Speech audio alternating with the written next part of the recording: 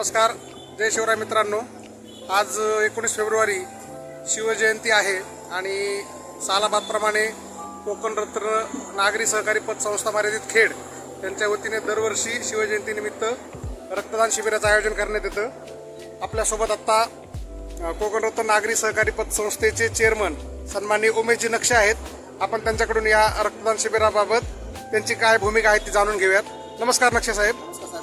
आपल्या या सर्वप्रथम छत्रपती शिवाजी महाराज जयंतीनिमित्त आपण जो रक्तदान शिबिराचं आयोजन करताय त्याबद्दल मी आपलं अभिनंदन करतो. आणि माझा असा प्रश्न आहे तुम्हाला की हे आपल्या या पतसंस्थेचं हे रक्तदान शिबिराचं कितवं वर्ष आहे? 9वं वर्ष आहे. खरोखरच म्हणजे अभिमानास्पद आहे आपल्या सगळ्यांना. 9 वर्ष सलगपणे तुम्ही हा रक्तदानाचा महायज्ञ राबवताय. मला फक्त माझा प्रश्न आहे तुम्हाला सगळ्या प्रेक्षकांच्या वतीने की ही कल्पना तुम्हाला कशी सुचली? सुरुवातीला जय शिवराय.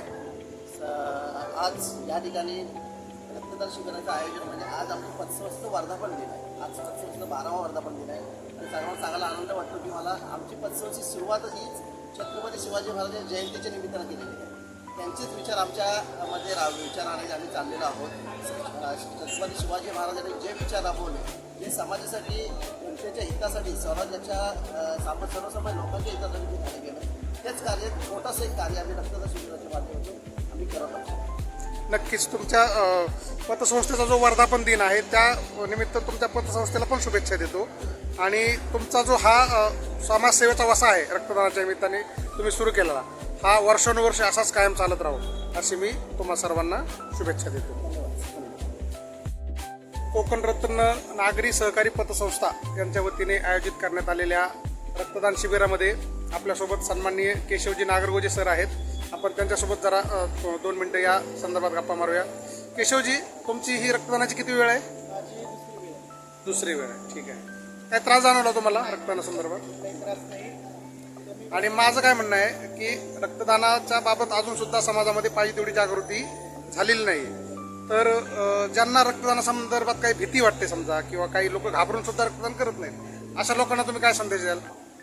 तर रक्तदान हे आपण केलंच पाहिजे, कारण की प्रचंड अपघात वगैरे होतात, त्यामध्ये प्रत्येकाला रक्ताची गरज लागते. तर मी सांगू शकतो ज्यांच्यामध्ये भीती असते त्यांना किंवा त्यांनी रक्तदान करा. अतिशय सुरक्षित आणि चांगली प्रोसेस आहे, कमी वेळेत होणारी आहे, कुठल्याही प्रकारचा आपल्याला त्यामध्ये त्रास होत नाही आहे.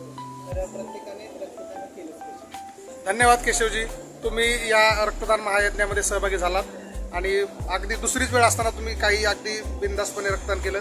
आशा आहे की तुम्ही भविष्यात अशा या समाजोपयोगी कार्यक्रमामध्ये आपल्या सगळ्यांना सहकार्य कराल अशी अपेक्षा आहे. Thank you sir. आजच्या रक्तदान शिबिराच्या निमित्तानं खेड तालुक्यातील कुठल्याही रक्तदान शिबिरामध्ये जे स्वतः अतिशय उत्साहाने सहभाग घेतात आणि फक्त स्वतः सहभाग घेत नाहीत तर इतर मित्रांनाही ते प्रोत्साहित करतात, असे राहुलजी तुगावकर सर आपल्यासोबत आहेत. आपण या रक्तदान शिबिराच्या निमित्त त्यांच्याशी 2 मिनिटं गप्पा मारणार आहोत. तुगावकर सर, किती वेळ आहे तुमची आता ही रक्तदानाची? 30वी वेळ आहे. खूप मनपूर्वक अभिनंदन आहे सर तुमचं.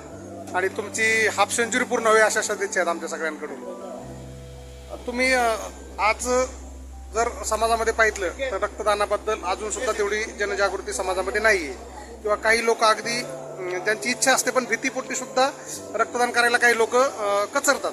अशा लोकांसाठी तुम्ही काय सांगाल? रक्तदान हे अतिशय उपकारक आहे. स्वाभाविक महत्त्वाचं माध्यम म्हणून रक्तदान अतिशय सोपी आणि सहज प्रक्रिया आहे. त्यासाठी त्यांनी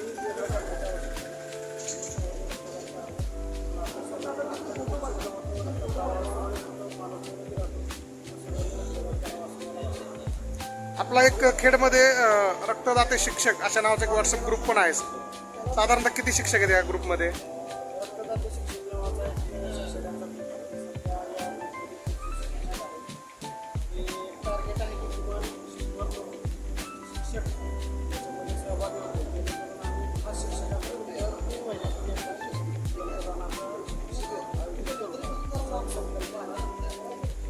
खूपच छान संकल्प आहे सर तुमचा. आम्ही सर्व प्रेक्षक तुम्हाला सदिच्छा व्यक्त करतो की लवकरच आपला हा संकल्प सिद्धीस जावो आणि अशाच समाजोपयोगी कामामध्ये आपण नेहमी अग्रेसर राहू. मला एक कळकळीने सांगावं असं वाटतं की अनेक देशात अशा आहेत की त्यांना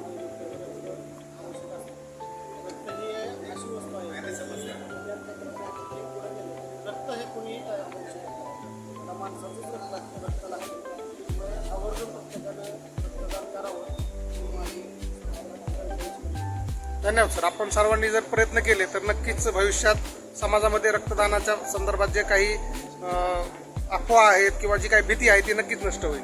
आपण सर्वांनी एकत्रितपणे प्रयत्न करूया सर.